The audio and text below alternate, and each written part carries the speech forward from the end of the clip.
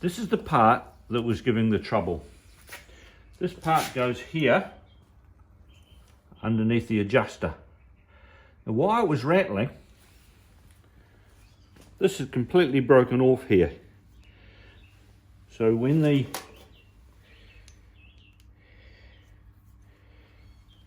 chain goes up here, there's the tensioner, that had broken off. This is just sitting. And this was rattling up and down like this, only being held on by that. And it was worn a little hole, not a hole, but a divot in the side of the case here, which is probably only a millimetre. So we smoothed that out, and luckily I found in our local online advertising classifieds some spares. This was one of the hardest to get, but luckily someone had taken all this off and was selling it for $40. So we got the arm, got the new spring, got the new tensioner bar, and most importantly, we've got this little member here. Now this goes in that hole there.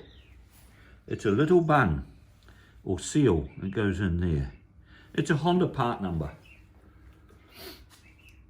I think on Partzilla they're about, I don't know, $6 US. So what happens is the oil gets pumped up from the pump down here, up this, in this gallery down here, and there's a little hole just down in there that shoots in onto this surface here. If that was open, it would squirt out and just go everywhere and there'd be no oil pressure. So that bung stops it. So that's what we've got to do today.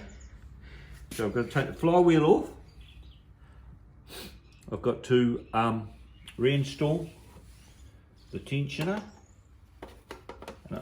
And I'll see if this second-hand spring works better than my spring in here to hold the arm up. So this goes like yay and pushes the tensioner arm up, and you adjust. So we'll do that. So we've got a little bit more work to do, and we'll come back with another video. Thanks for watching. Bye now.